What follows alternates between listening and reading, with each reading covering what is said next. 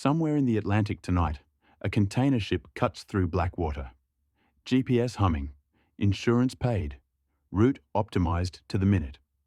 But hidden in this ordinary voyage is something ghostly.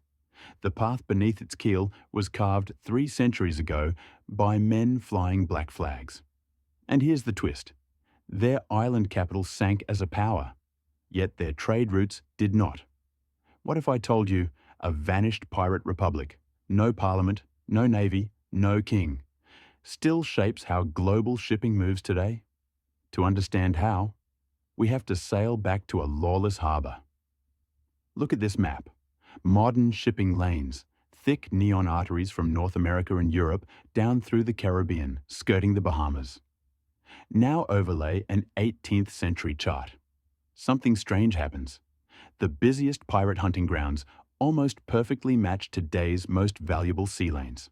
Coincidence? Maybe. But Nassau, in the Bahamas, once called the Pirate Republic, turned this stretch of ocean into a marketplace of stolen empires. Then British warships crushed it, or so the story goes, because Nassau's pirates disappeared, but their economic logic, their shortcuts, and their choke points, those never really died. Early 1700s. Nassau, on New Providence Island in the Bahamas, is barely a town, more wreckage than colony.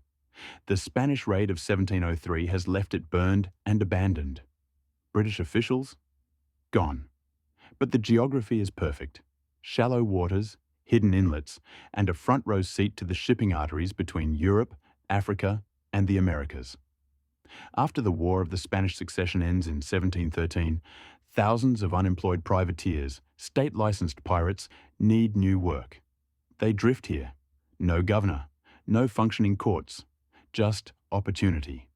Nassau begins to transform from ruined outpost into the beating heart of a pirate republic. They didn't call it a republic for nothing. Pirates in Nassau organized their ships like floating democracies.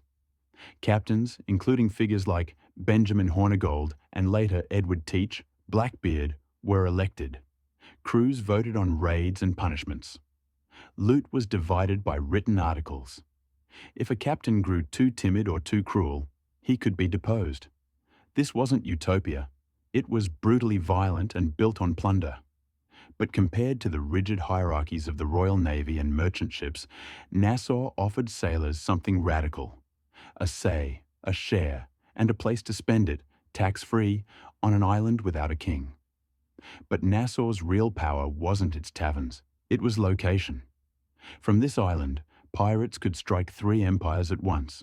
Spain's treasure fleets from the Americas, Britain's sugar and tobacco convoys, France's Caribbean outposts.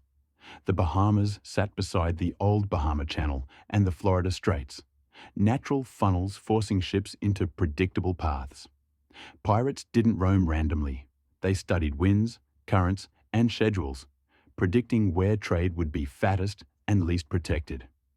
In chasing quick scores, they unintentionally mapped the most lucrative, vulnerable arteries of Atlantic commerce. Blueprints later navies and insurers would copy meticulously. To owners in London or Cadiz, pirates were chaos. But look closer. Pirate attacks produced detailed records. When and where ships were taken, what cargo paid, which routes were lethal. Captains testified in Admiralty courts. Merchants filed insurance claims with companies like Lloyd's of London, which began as a coffee house where news of lost ships circulated. Each pirate raid became a data point. Patterns emerged. That channel is deadly. That season too risky without convoy. Pirates thought they were just stealing. In reality, they were forcing European powers to measure, price, and systematically manage maritime risk.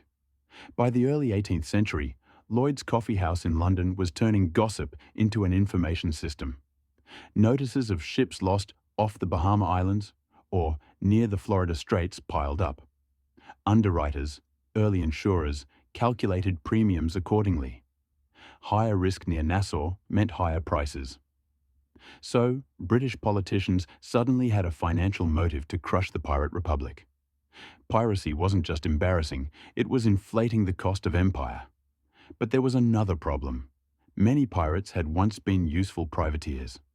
How do you destroy their base without undermining the very seafaring system your global trade depends on? In 1717, King George I issued the proclamation for suppressing of pirates. The offer: a royal pardon for any pirate who surrendered within a year. The stick would come next. Britain appointed Woodes Rogers, himself a former privateer, as governor of the Bahamas. His mission, launched in 1718, was simple to describe and hard to execute.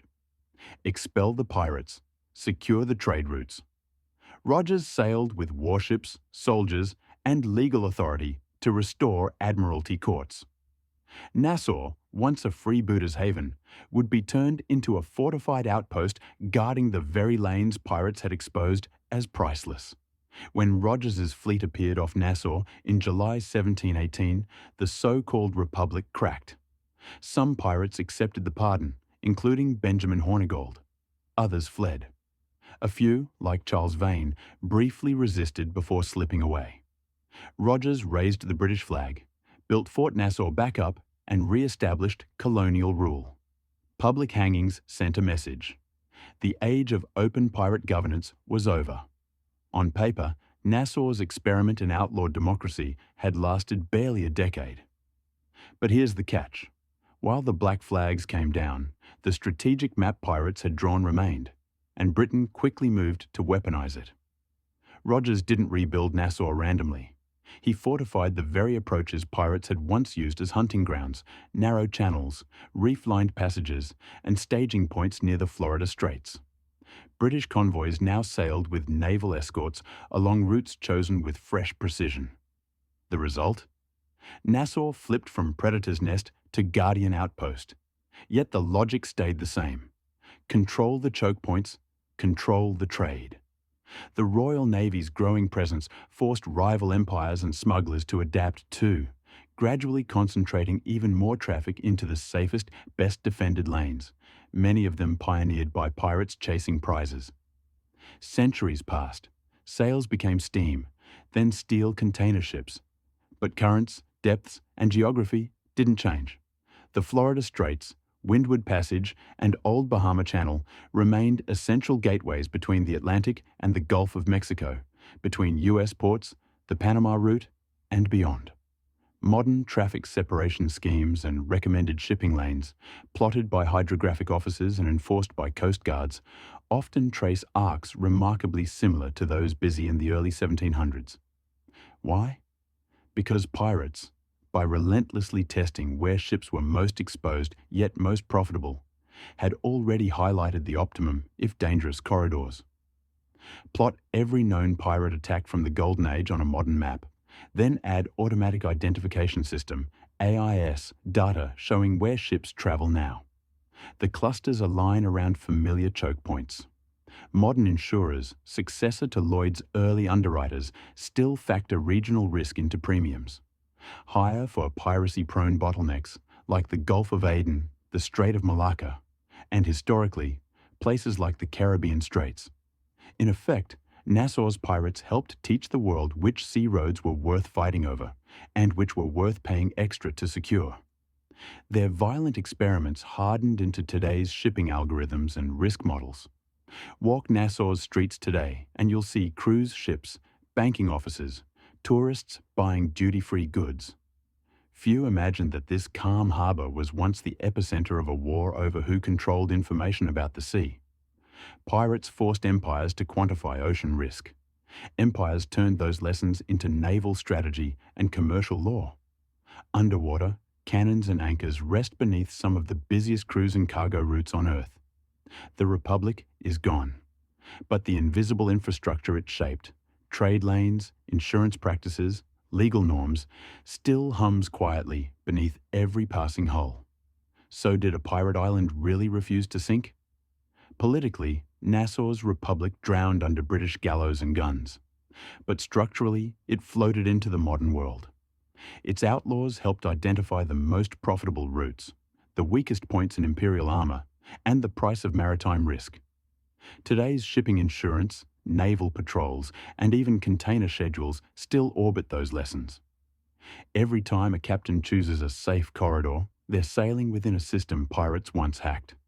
If you enjoyed this deep dive into the unknown, subscribe for more uninteresting history.